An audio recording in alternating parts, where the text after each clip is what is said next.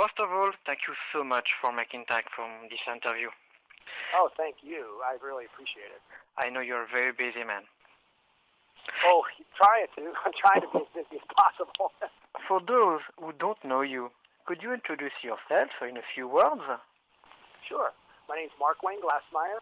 I am a singer-songwriter, and I live in the Dallas, Texas area of the United States. And I've been doing music for quite a while and have a couple songs coming out in the charts real soon. Okay. Where your influences in country music come from? My influences in country music come from, mostly, actually they come from a pop side. They come from folk country, guys like James Taylor and Cat Stevens and Harry Chapin and John Denver. And those were more of my influences, more so than some of the mainstream country artists. Okay. And how would you describe the country music that you play? I would say that it is a cross between folk and country. It's story songs that tell a little bit of a story, and most of them are fairly positive, and they're typically much more acoustic than electric. And that's kind of where the folk influence comes from. All right. Your last album is Life Goes On. Could you tell us what this album means to you? What's the story behind this album? Yes, it's my latest CD, and it is kind of an autobiographical collection of songs. I wrote all of the songs except two, and the other two songs that are on the CD are songs that I had. They're good friends of mine that wrote the songs, and actually co-writers of mine that I've written with before. But the whole collection of songs, it's some of them are new songs, and some of them are older songs that I had written several years ago, and decided to re-record, mostly because I wanted to retell the story. And so if you listen to that CD, you'll get a pretty good idea of who I am, where I came from. Okay. It's a very, very good album. Thank you very much. I appreciate it. All the songs are very, very unique, and especially one song. And could you tell us, the story behind the song? Everything is gonna be all right, because it's very beautiful one. Thank you. That's a true story. That is I came from a town in Pennsylvania, Bethlehem, Pennsylvania, and Bethlehem was the home of the Bethlehem Steel Corporation. And the Bethlehem Steel Corporation, when I was a kid, was the third largest steel producer in the world. And they, like a lot of the steel companies in the United States, fell on hard times, and there is no more. As of the late 90s, they closed down. There is no more Bethlehem Steel. Well, as a result, lots of people lost their livelihood. And my friend was one of those people, and he went, pretty much lost everything, but one thing he didn't lose is he never lost his faith. He always believed everything was going to be all right. And he would say that he never complained and said, oh, woe is me, and why is this happening? He always kept a very positive outlook, and he realized that it's nice to have lots of nice material things, but the most important thing is that you have your family and you have your faith and you persevere. So that's what that song's about. Okay, thank you. What is the more exciting for you? Write song, play live, or record an album? I love doing them all, but the thing I enjoy the most is playing live. I love to play live. I love to interact with the crowd. And that's my favorite thing. I know you are a songwriter. How do you write a new song? I actually write. I've experimented with different ways of writing, but what has worked the best for me has been writing from my heart. Basically, what is observing something, whether it's a relationship I'm in or a relationship that I observe that somebody else is in.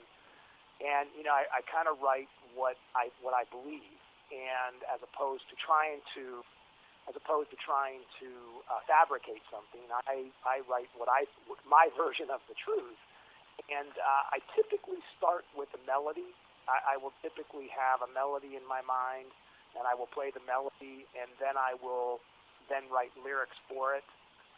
Usually 99% of the time that's how I do it, but occasionally I have the lyrics before I have the music, and the lyrics come to me, I decide I have to put this to music, but that doesn't happen for me very often. So I usually sit down and play my guitar, and the melody just kind of come to me. I like to think of them as gifts, and they come to me, and I'm fortunate enough. The really special ones, the really special songs, you wake up one morning and you put your pen to your paper, or you pick up the guitar, and all of a sudden they're done. They're completed already. And I've got a handful of those that there was no effort at all. They just came to me. And in fact, Everything Is Going to Be Alright is one of those.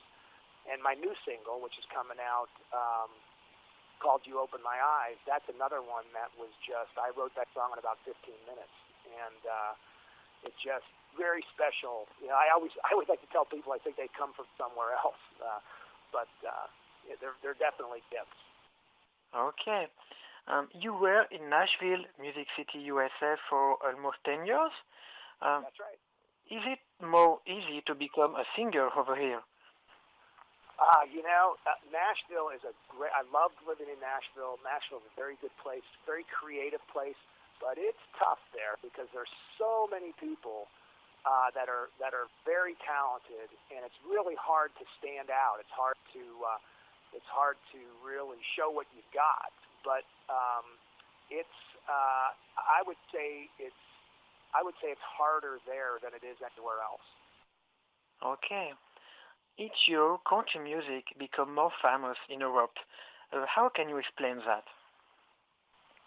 I think people can identify with the stories that the artists are telling, and I think that I know for me, I'm kind of old school. I like to be able to hear the lyrics. I like to be able to believe the person that's singing them. They have gone through those things, and I can relate to that. And that's what I want. I want something I can relate to. That I can say, yeah, I know how that person feels. I felt that way before too. So. I think there's lots of people that are that way. I think that they are more and more are kind of getting back to that where, they want something a little more wholesome maybe, and something not quite as controversial, and just something more friendly.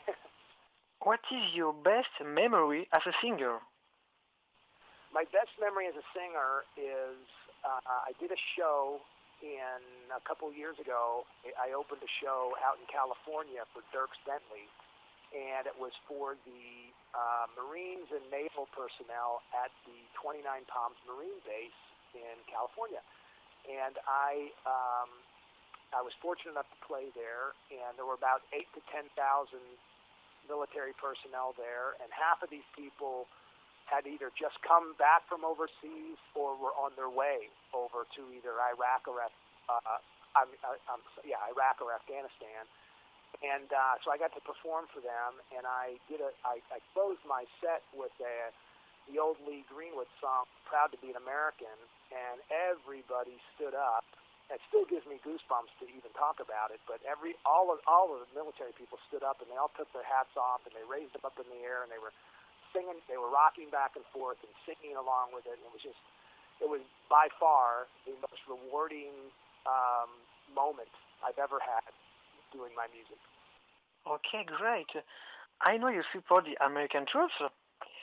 Is it important for you to not forget those who are in Iraq and Afghanistan now?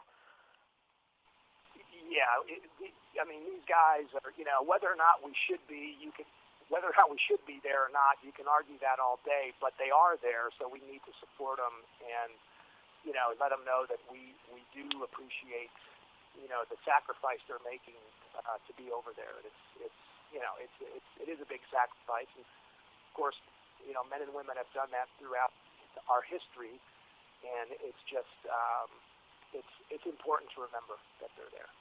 Okay. Is there any way we can see you in Europe in the upcoming years?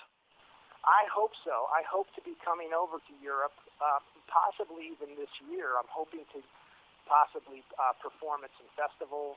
I actually was at the country radio seminar in Nashville a few weeks ago, and I was approached by a group of people that had talked to me about coming over and doing. They talked to me and they talked to several other people as well about possibly doing a little tour. Kind of like I'm not sure if you're familiar with the Bluebird Cafe in Nashville, but it's a club where they do writers' nights, and so they're talking about doing something similar and actually setting up a tour throughout Europe where we would actually be able to go and maybe small clubs or small auditoriums or something like that and perform. So that's what I'm working on, trying to put that together. Okay, maybe in France. I hope so. I would love to come. Okay. What kind of advice could you give to someone who wants to become a country singer? Well, the biggest advice I could give would be remember that if it's your passion, it has to be your passion, and you need to follow your passion. And you need to remember that it is a business, that it's very romantic to think of, write these great songs and to be out and singing them, laying your soul out for everybody to see. But you have to remember that it is a business. And as businesses go, it can be tough. It can be really hard. And there's no guarantee of any success. But if you love it, then all that other stuff won't matter. It has to be your passion. And I would recommend that they go and if somebody's just starting out, that they try to get involved in an organization like the National Songwriters Association or the Country Music Association, and affiliate with a performance rights organization like ASCAP or BMI, and they have seminars and they can teach you the business side of it as well as the other side, as well as the writing and the performing side. So I would highly recommend that somebody get involved with any of those organizations. Okay. Who is your favorite country music artist? My favorite one, yes, besides myself, would be probably... Not Johnny Cash, please. No, not Johnny Cash. Not Johnny Cash. No, it would probably be somebody more current. I would probably Vince Gill. Yeah, he's a great singer-songwriter, great guitar player. He's just a wonderful guitar player. And just kind of a nice guy, too. He's a pretty nice guy. Yes. Each time I interview someone, I ask the person what she thinks about another person. So in your case, it would be a country singer. So what's Mark Wayne Glasmire think about Dirk Bentley? I think he's one of the hardest working musicians in country music. He tours about well over 200 dates a year, which is very rare. Most people don't do that, but he's out on the road all the time. I think so his work ethic is just incredible. I think he has some pretty good material. I think he's a pretty good guy. I think he does a lot of stuff for people that are less fortunate than himself, and I think that he's a pretty good guy. Okay. What could we hope for you in the future?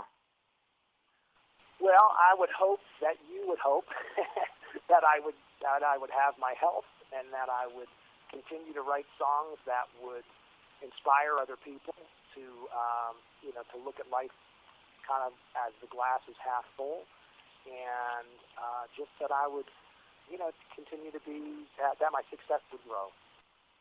Okay, we wish you that. Well, thank you very much. Can you say a few words to your fans in France?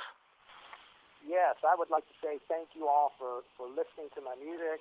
I hope to see you all sometime in the near future. And if you'd like to find out more about me, you can go to my website at www.markwaynglasmire.com. And Glassmire is spelled Glasmire. It's markwaynglasmire.com. That's fine. Oh, thank you very much. I would love to. I'll look forward to meeting you. Okay.